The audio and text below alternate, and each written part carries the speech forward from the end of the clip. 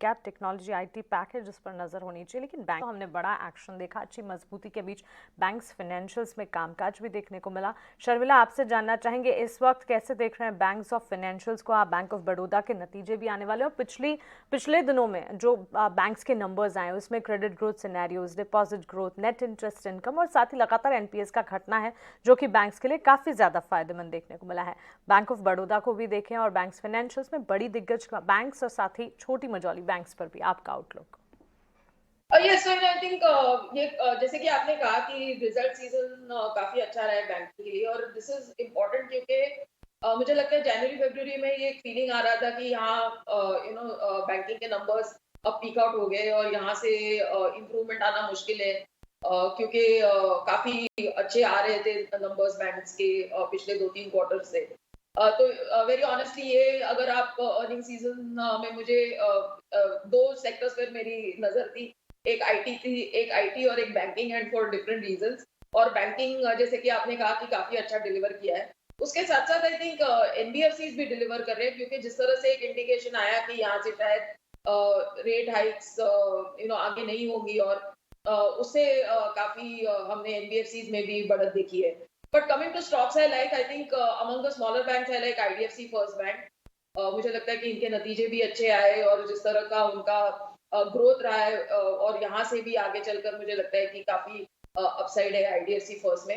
And coming to PSU, yes I like the space, obviously I think SBI जो सबसे बड़ा bank है, नतीजे आने बाकी है। I think bank of Baroda also looks reasonable, so quite a lot of decent PSU numbers have also come. तो ये इस तरह के स्टॉक्स मुझे काफी अच्छे। फाइनेंशियल पे भी रिकमेंडेशन है। जेफरीज ये कह रहा है कि 800 रुपये के टारगेट के लिए हम अपने बाय के साथ बने रहेंगे। एक बार आप चेक करेंगे किरण, मैक्स फाइनेंशियल का शेयर।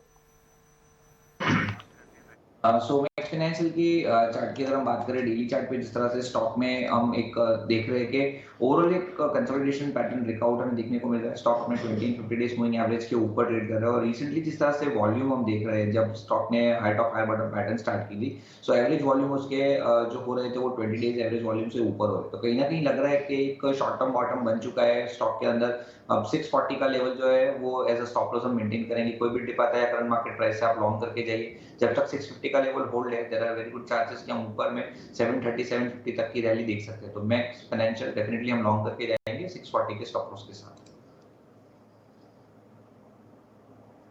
जेंसर टेक्नोलॉजी नाम की कंपनी हो रहा है। विशाली, एक बार जरा आप देखेंगे बैक टू बैक अच्छी चली है। कल भी ये शेयर मिड कैप कैटेगरी में काफ़ी स्ट्रॉन्ग क्लोजिंग देके गया है। अभी ये साल के हाई पर भी है, पोस्ट नंबर्स भी चल रहा है। अभी क्या करना चाहिए अगर कोई इन्वेस्टर अभी जागा और जेंसर टेक्नोलॉजी को देख रहा है तो? तो अभी तो बाइंग का मौका नहीं है, थोड़ा डिक्लाइन में वेट करिए। फिलहाल 384 है, so ideal level to get into would be 350।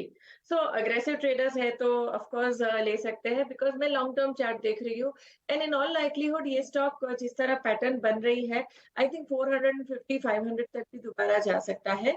सो अगर मैं होती तो ये लेवल पे नहीं लूंगी, आई विल वेट फॉर 343। ज़ंजार टेक्नोलॉजीज पर ये राय एक बार मिलती हुई दिख रही है। वैसे टेक्नोलॉजी काउंटर्स पर लगातार हम देख रहे हैं हैवी वेट्स के बदले mid cap technology IT pack है जिस पर नजर होनी चाहिए, लेकिन बैंक